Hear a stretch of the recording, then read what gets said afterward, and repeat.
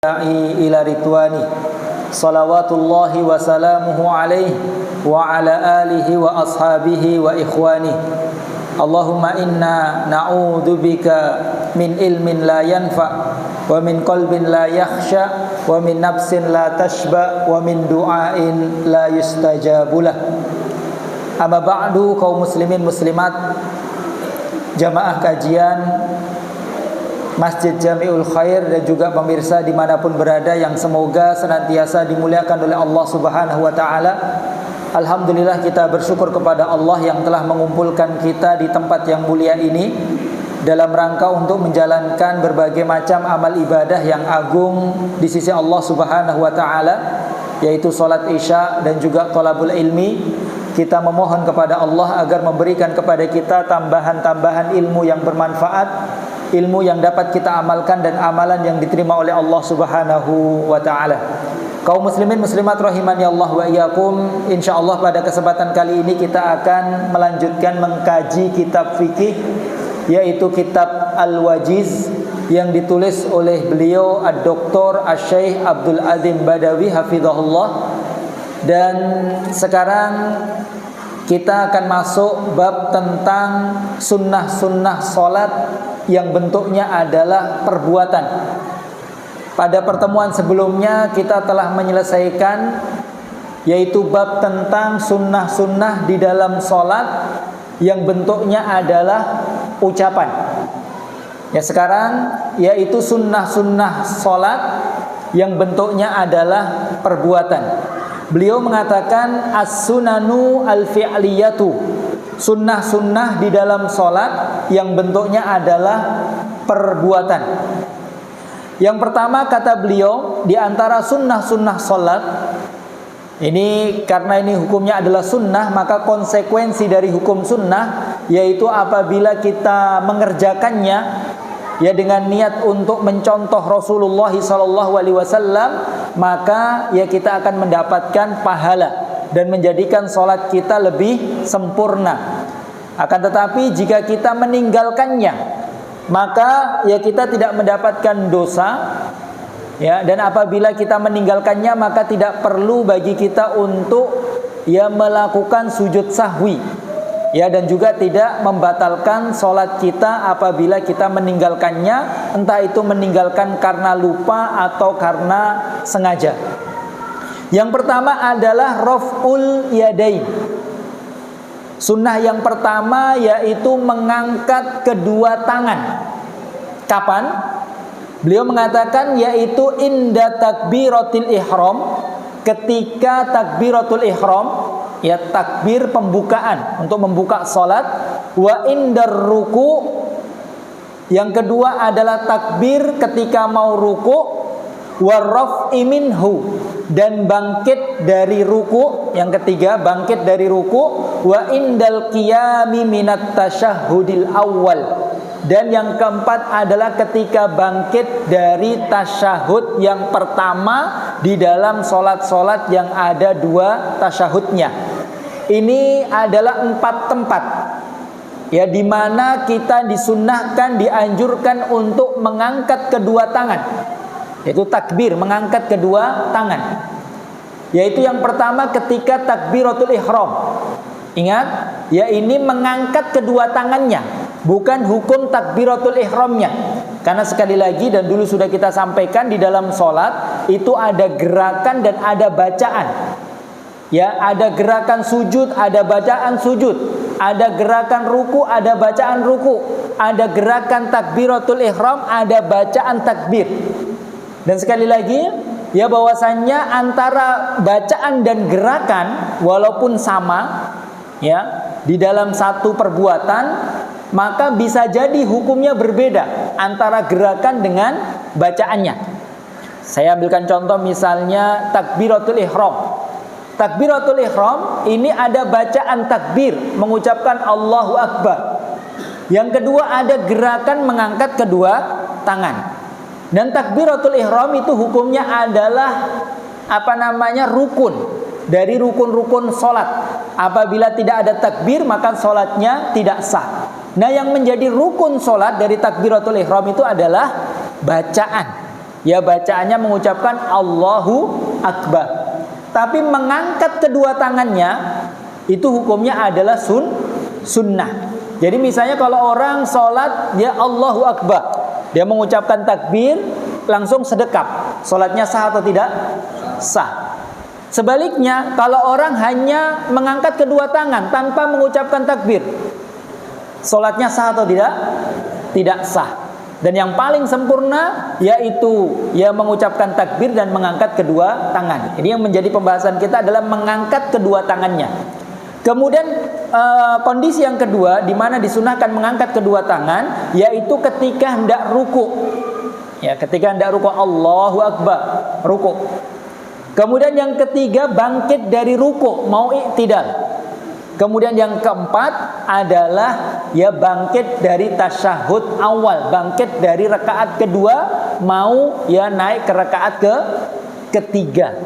Ingat, bukan setiap bangkit berdiri, tapi bangkit dari tasyahud awal yaitu rakaat kedua. Kalau sholat itu sholat 3 rakaat atau 4 rakaat, dari tasyahud yang pertama rakaat kedua ya naik, kemudian dia mengangkat kedua tangan. Ini 4 tempat di mana kita disunnahkan untuk mengangkat kedua tangan. Mana dalilnya? Dalilnya yaitu bersumber dari sahabat Abdullah ibnu Umar. Dari sahabat Abdullah ibnu Umar, dan hadisnya adalah muttafaqun alaih. Muttafaqun alaih itu derajat hadis yang paling kuat. Karena muttafaqun alaih itu hadis yang diriwayatkan oleh Imam Bukhari dan Muslim. Dan keduanya antara Imam Bukhari dan Muslim itu sama dalam lafadz hadisnya dan perawinya. Maka muttafaqun alaih itu adalah derajat hadis yang paling sahih, yang paling kuat. Dan tidak mesti hadis yang diriwayatkan oleh Imam Bukhari dan Imam Muslim itu muttafaqun alaih. Ya tidak mesti. Ya, karena bisa jadi ya Imam Bukhari punya riwayat hadis tapi perawi-perawinya berbeda dengan perawi-perawi dari Imam Muslim. Maka lebih kuat hadis yang muttafaqun alaih. Jadi hadis yang sangat kuat ini perlu memang saya tekankan karena nanti ada hadis yang lain. Dan juga hadis ini bersumber dari sahabat Ibnu Umar.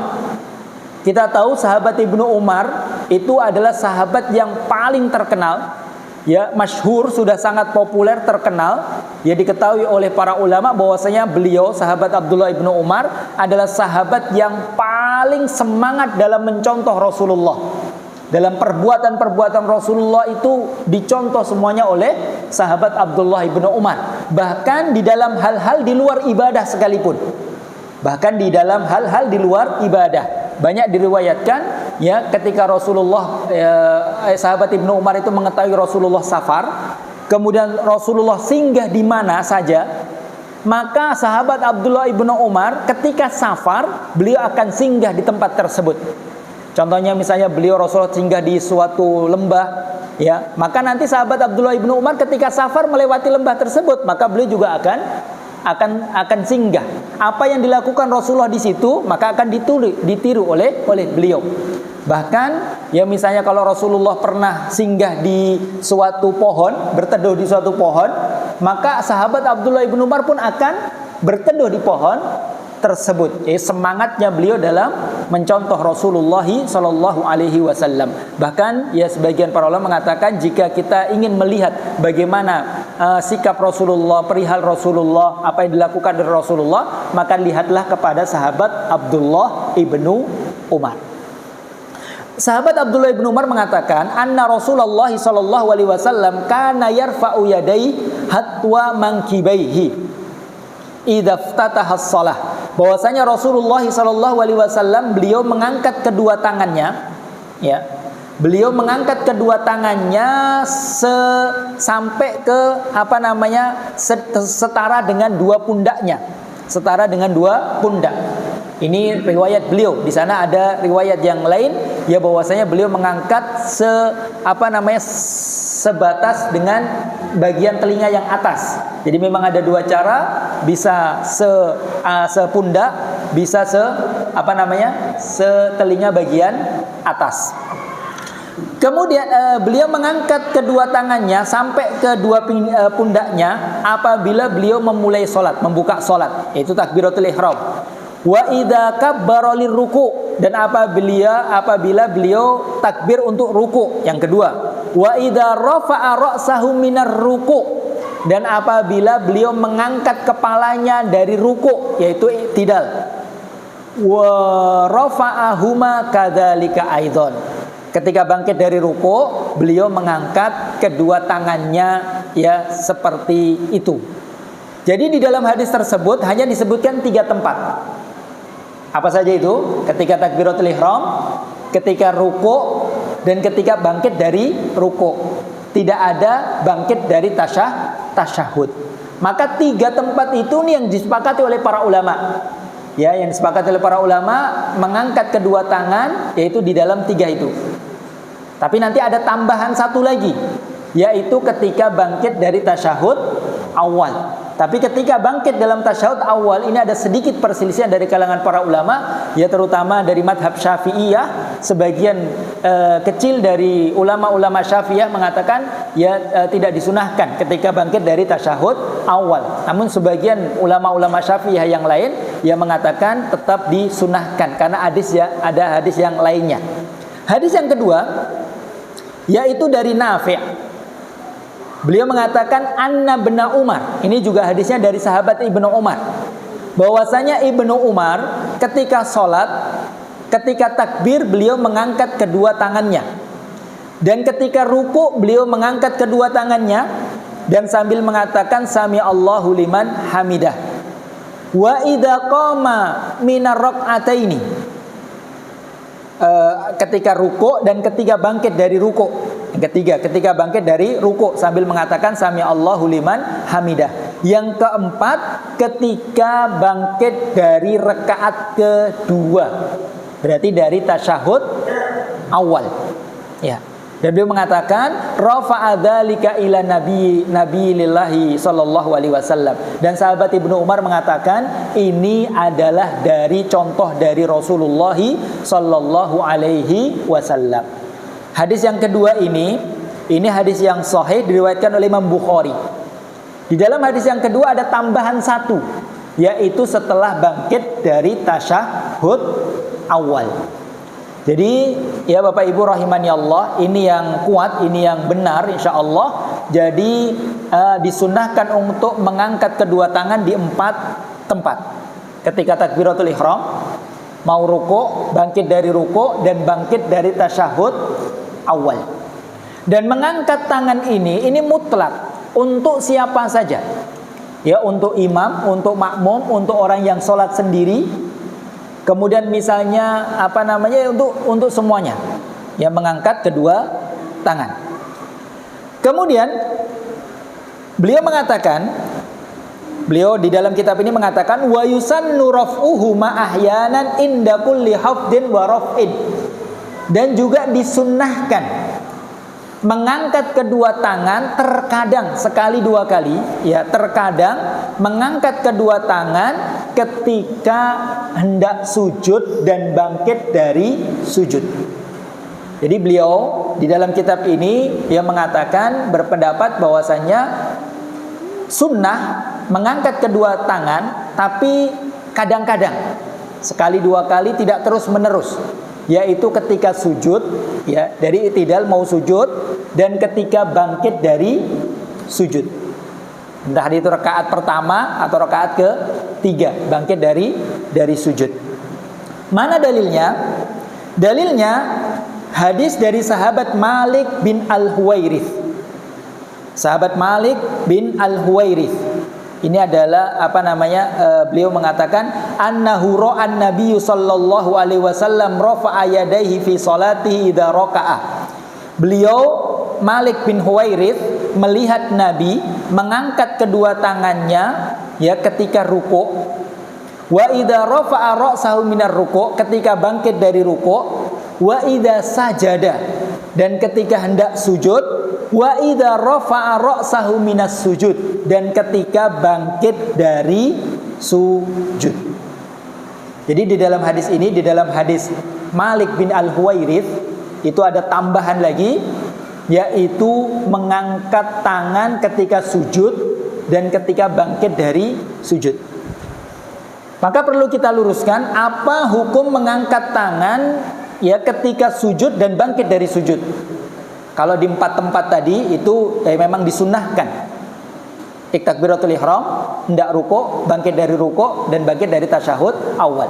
Nah, sekarang mengangkat kedua tangan ketika sujud dan bangkit dari sujud. Maka perlu kita sampaikan bahwasannya yang pertama, hadis dari sahabat Malik bin Al-Huwairits ini adalah hadis yang diperselisihkan oleh para ulama. Sebagian para ulama mensahihkan hadis ini dan sebagian para ulama mendhaifkan.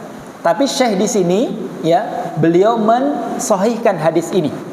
Oleh karena beliau mengatakan ya disunahkan juga, tapi terkadang-kadang. Ya. Kemudian yang kedua, poin yang kedua, ya. Kenapa kok kadang-kadang? Karena sahabat Malik bin Al-Huwairits itu adalah sahabat bukan penduduk asli Madinah. Beliau jarang sekali ke Madinah, beliau jarang ketemu Rasulullah. Mungkin ketemu Rasulullah itu hanya sekali 2 kali. Pas ketemu, yaitu beliau melihat Rasulullah, ya kata beliau, kata sahabat Malik bin Al-Huwairits, Rasulullah itu mengangkat tangan ketika sujud dan bangkit dari sujud. Tapi perlu diketahui, sahabat Malik bin Al-Huwairits itu bukan penduduk asli Madinah. Dan syariat salat itu turun ketika di Madinah. Ya, maka sahabat Malik itu jarang sekali ketemu Rasulullah, hanya sekali 2 kali. Sedangkan sahabat Abdullah ibnu Umar yang meriwayatkan hadis tadi, ya, bahwasanya Rasulullah itu takbir, mengangkat kedua tangan itu hanya di 4 tempat. Itu sahabat ibnu Umar itu adalah sahabat yang sering sekali bersama Rasulullah Sallallahu Alaihi Wasallam. Maka jelas bahwasanya hadis dari sahabat Abdullah ibnu Umar itu lebih kuat. Terus bagaimana menyikapi hadis ini? Tadi sebagian para ulama mengatakan hadisnya lemah. Sebagian para ulama mengatakan hadisnya lemah, tapi sebagian ada yang mengatakan sahih. Kemudian yang kedua, ada sebagian para ulama mengatakan sahabat Malik bin Al-Huwairits mungkin saja itu salah.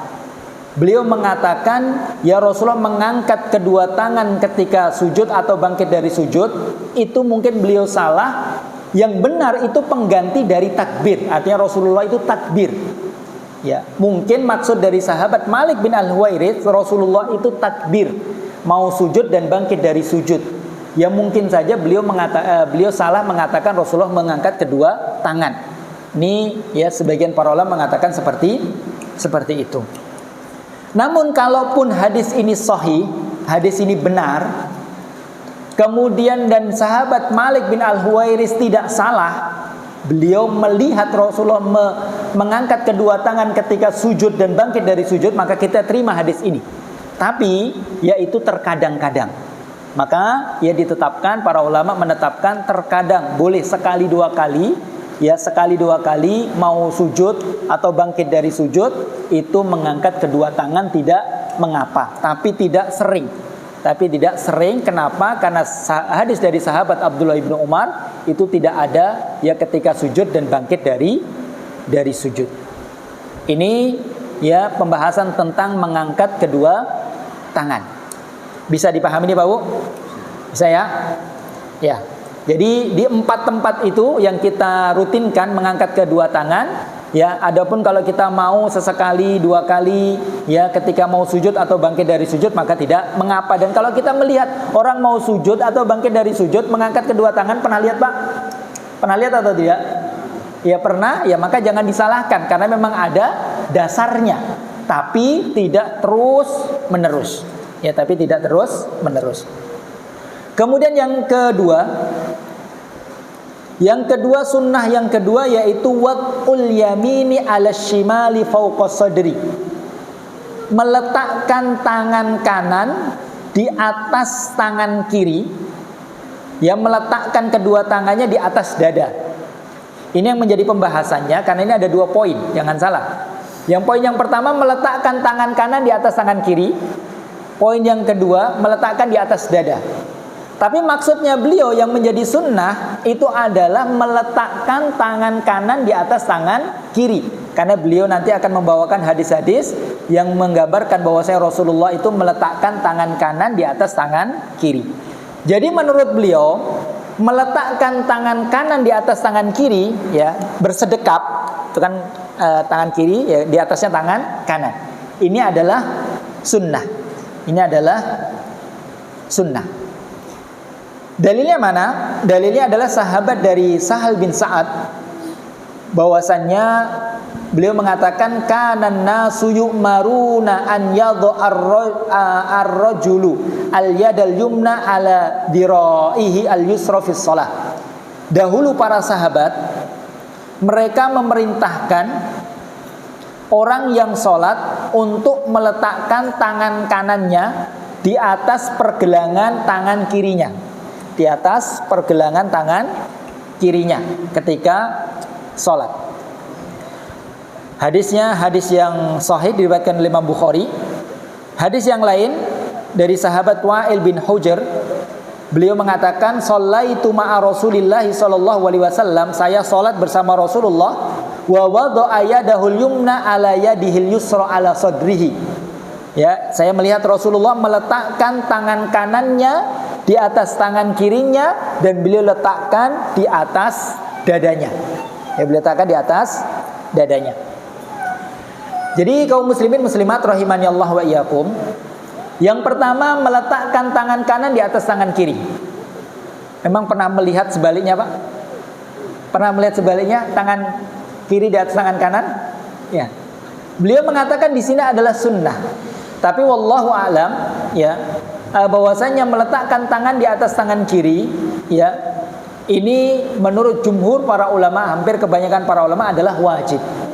Ya, wajib meletakkan tangan kanan di atas tangan kiri. Kenapa wajib? Kenapa kita katakan wajib? Ya, dalilnya yang pertama adalah selalu dilakukan Rasulullah. Ya, tidak dinukil satupun riwayat bahwasanya Rasulullah meletakkan tangan kiri di atas tangan kanan. Yang satu. Jadi selalu dilakukan oleh Rasulullah. Yang kedua, tidak hanya dilakukan oleh Rasulullah, tapi juga diperintahkan oleh Rasulullah. Kalau hanya dilakukan, ya mungkin belum tentu menunjukkan wajibnya. Tapi yang menguatkan itu wajib, yaitu diperintahkan oleh Rasulullah. Dan sekali lagi kaidah, ya, apabila ada perintah dari Rasulullah, maka perintah itu hukum asalnya adalah wajib. Yang ketiga, penguat lagi, disebutkan dalam sebuah riwayat Rasulullah menegur. Ada seseorang ketika sedekap itu tangan kirinya di atas, kemudian ditegur oleh Rasulullah, ya, sehingga pemuda tersebut membalik tangan kanannya di atas. Maka di sini ada pengingkaran. Ada pengingkaran dari Rasulullah bagi orang yang meletakkan tangan kirinya di atas tangan kanannya. Dan hukum asal dari pengingkaran Rasulullah itu menunjukkan haram. Ya, maka dari sini kuatlah ya pendapat yang mengatakan bahwasanya meletakkan tangan kanan di atas tangan kiri adalah wajib. Ya, adalah wajib. Sedekap.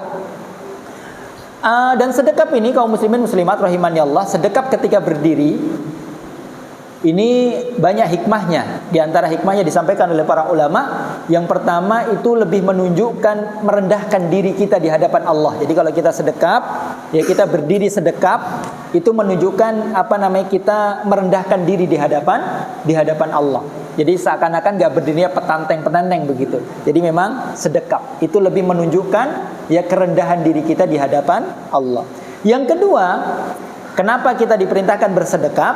Karena untuk meminimalis atau mengunci tangan sehingga tangan itu tidak sibuk dengan yang lainnya. Jadi dikunci memang ya sedekap biar tangannya tidak sibuk dengan yang lainnya, tidak sibuk dengan ya gerakan-gerakan yang lain. Ya. Kemudian di mana letak sedekap? Dulu sudah kita sampaikan ketika kita membahas tentang sifat salat Nabi. Ya, maka di sana ada perbedaan pendapat dari kalangan para ulama karena memang hadisnya yaitu tidak sharih, tidak tegas. Ya, hadisnya tidak tegas ya di mana kita diperintahkan untuk meletakkan tangan ketika sedekap. Ya, namun ya pendapat yang paling dekat dengan lafaz hadis yaitu di atas dada. Ya, di atas dada. Ya. Tapi ya sebagian para ulama Syafi'iyah, madhab yang dianut oleh kebanyakan kaum muslimin di negeri kita, yaitu di atas pusar. Di atas pusar ya, atau di antara pusar dan dada, di pusar, di atas pusar, atau di atas pusar, di bawah dada. Itu paling banyak. Di sebagian para ulama, yaitu ulama-ulama Hanifiyah, itu mengatakan ya lebih afdol di bawah pusar, ya di bawah pusar. Namun sekali lagi, ya ini khilaf dari kalangan para ulama dan tidak ada dalil yang tegas benar-benar kita letaknya di mana ketika sedekap. Maka dalam hal ini ya perkaranya sangat luas. Mau di atas pusar, mau di antara pusar dan dada atau di dada, maka itu perkaranya luas. Wallahu a'lam. Ini yang kedua. Yang ketiga, ini terakhir. 3 saja kita sebutkan, ini ada 9 ini. Ini berarti 3 kali pertemuan, ini 3. Yang ketiga, sunnah yang ketiga, yaitu an-nadharu ila maudhi'is sujud. Melihat ke tempat sujud. Melihat ke tempat sujud. Ya. Dan melihat ke tempat sujud, ini dalilnya dari Ibunda Aisyah, bahwasanya beliau mengatakan lamma dakhala Rasulullah sallallahu alaihi wasallam al-Ka'bata ma khalafa basaruhu maudhi'a sujudihi hatta kharaja minha. Kata Ibunda Aisyah, ketika Rasulullah sallallahu alaihi wasallam yaitu masuk ke Ka'bah, maka beliau waktu masuk ke Ka'bah beliau salat. Ya, beliau salat. Maka beliau tidak memalingkan pandangannya dari tempat sujudnya. Artinya beliau ya selalu melihat ke tempat sujud sampai selesai sholat. Maka di sini para ulama menjelaskan, melihat ke tempat sujud itu mutlak. Kita sholat di mana saja. Ini Rasulullah sholat di Ka'bah. Orang mungkin kalau sholat di Ka'bah itu afdolnya melihat ke Ka'bah, karena ini kan masya Allah ini Ka'bah. Karena orang sholat di mana-mana menghadap ke Ka'bah. Jadi ya mungkin orang akan beranggapan ketika kita bisa melihat Ka'bah, maka sholatnya menghadap ke Ka'bah. Tapi ternyata ya di dalam hadis ini ditegaskan ketika Rasulullah sholat di Ka'bah, di dalam Ka'bah pun beliau sholatnya tidak menghadap ke Ka'bah, tapi menghadap ke tempat sujud. Kenapa demikian? Para ulama menjelaskan di antara hikmahnya ya yaitu agar memfokuskan pandangan tidak kemana-mana sehingga sholatnya lebih khusyuk. Ya, sholatnya lebih khusyuk. Dan menghadap ke kiblat ini, menghadap ke ke tempat sujud ini mutlak. Kita sholat di mana saja. Kita sholatnya misalnya walaupun orang itu, para ulama menjelaskan walaupun orang itu tidak bisa memandang tempat sujudnya, misalnya mohon maaf dia buta atau dia rabun, dia tidak bisa melihat, ya intinya itu bukan melihat tempat sujudnya tapi menundukkan pandangan. Jadi orang buta sekalipun kalau sholat juga tidak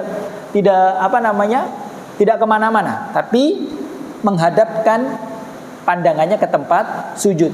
Mau sholat di tempat yang sangat gelap, misalnya mati lampu, ya tempat sujud nggak kelihatan, ya tetap disunnahkan untuk melihat ke tempat sujud.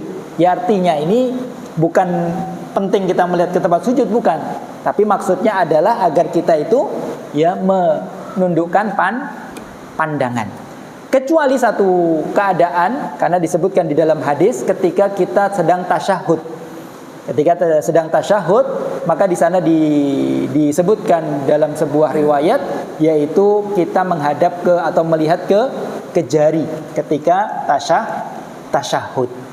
Ya. Ini ya kaum muslimin muslimat rahimani Allah wa iyyakum. Namun dalam hal ini melihat ke tempat sujud ini ada khilaf dari kalangan para ulama. Ulama Malikiyah mengatakan yang lebih utama adalah melihat ke depan. Yang lebih utama adalah melihat ke depan. Tapi wallahu a'lam ya, pendapat yang kuat bahwasanya ketika sholat yaitu menghadap ke tempat sujud. Kecuali justru kalau melihat ke tempat sujud itu justru malah menghilangkan konsentrasi. Maka ya pada kondisi seperti itu kita melihat ke depan. Misalnya ke tempat sujud ternyata ada sesuatu yang dapat memalingkan konsentrasi kita. Misalnya tempat sujud justru malahan ada apa begitu. Maka ya pada kondisi seperti itu ya kita beralih dari satu hukum kepada hukum yang lain. yang lebih maslahat, yaitu menghadap ke depan. Ya, menghadap ke depan. Karena intinya bukan menghadap kemana, bukan menghadap ke tempat sujud atau menghadap ke depan, tapi intinya menghadap ke tempat ya di mana kita bisa lebih khusyuk. Ini sebagaimana dikatakan oleh Syekh Muhammad bin Shalih Al-Utsaimin, ya menghadapnya kemana saja asalkan ke depan ya. Artinya tidak menoleh menghadap ke samping, ya ke depan, ya ke tempat yang kita bisa lebih khusyuk. Kalau ke depan lebih khusyuk, maka hadap ke depan. Kalau ke tempat sujud lebih khusyuk, maka ke tempat sujud. Dan ada larangan menghadap ke atas. Ya, ada larangan menghadap ke atas. Bahkan ancamannya berat. Ancamannya kata Rasulullah, Allah tidak akan mengembalikan penglihatannya. Artinya bisa jadi seorang itu diadab dengan kebutaan. Karena dia sholat, dia sengaja ya dia main-main menghadap ke atas. Walaupun tidak membatalkan sholat. Ya. Kalau menoleh samping kanan kiri, gimana Pak hukumnya? Sholat, ini misalnya kita sering mungkin kadang ya pernah menghadap, bukan menghadap, dia mengelirik ke kanan ke kiri, ya apa hukumnya? Ya, itu hanya makruh, ya hanya makruh, ya kalau ada hajat makan boleh. Jadi kalau ada hajat ya boleh, tapi kalau nggak ada hajat makruh. Ya tidak membatalkan sholat, ya tapi hanya makruh. Ya, kita misalnya ada anak kecil, ada sesuatu yang mencuri perhatian kita, ya melirik ke kanan ke kiri, yaitu tidak membatalkan sholat. Yang membatalkan sholat yaitu apabila kita melihat sampai menghadapkan badan kita, mengalihkan badan kita dari kiblat atau mengarahkan wajah kita dari arah selain kiblat. Ya misalnya kita hadapnya sampai harusnya ke barat jadi ke selatan atau ke utara. Maka ini membatalkan sholat. Karena di antara rukun sholat yaitu menghadap kiblat. Kalau kita menghadap ke selatan atau ke timur, kepala kita menghadap ke selain kiblat, ya maka itu adalah menoleh yang membatalkan sholat. Tapi selama badan masih menghadap kiblat, matanya ke kanan ke kiri, maka itu tidak membatalkan sholat.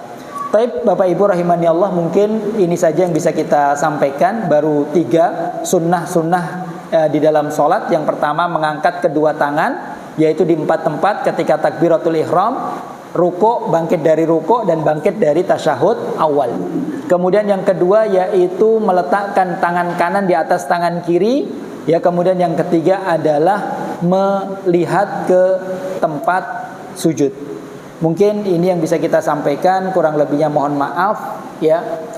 Sebagai informasi, ini mohon maaf Senin depan ini biar nggak kecelek karena banyak dari luar. Senin depan ini saya mohon izin untuk libur karena rencana mau safar. Ini kebetulan liburan pondok di Senin depan itu insya Allah safar. Jadi insya Allah Senin depan libur terlebih dahulu. Baik. Sebelum kita akhiri mungkin ada pertanyaan, kami persilahkan. Iya. Jika ini mungkin salah, ya. Kemudian cuaca tidak mendukung arah kiblat itu dulu. Kemudian ini kiblatnya kemana? Kemudian dia memutuskan untuk arah kiblatnya misal arah ke Jambon. Kemudian menunggu yang sholat ini meneguh kiblatnya ke arah sana yang benar. Hukumnya untuk yang sholat ketika saat itu mengulangi. Ya, jadi menghadap ke kiblat ini merupakan syarat sahnya sholat. Syarat sahnya sholat. Ya, tapi perintah untuk menghadap ke kiblat ini kalau kita tidak mengetahui arah kiblat, maka kita berusaha sebisa kita. Ya kita tanya, kalau nggak ada yang ditanya, kita perkirakan dengan cara apa, dengan cara matahari atau yang lainnya.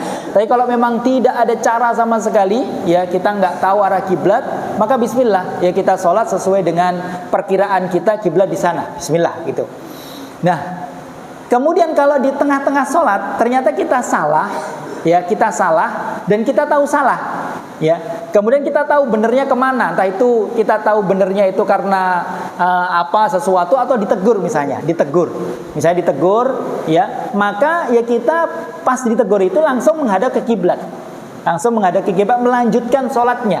Misalnya sudah dapat 1 rakaat yang kedua kita baru ditegur, maka rakaat kedua melanjutkan, dan rakaat pertama itu ya dimaafkan, jadi tetap sah, jadi dia melanjutkan sholatnya. Wallahu a'lam. Baik. Cukup? Kalau tidak ada pertanyaan lagi, kita tutup dengan doa kafaratul majlis. Subhanakallahumma bihamdika asyhadu an la ilaha illa anta astaghfiruka wa atubu ilaik. Wassalamualaikum warahmatullahi wabarakatuh.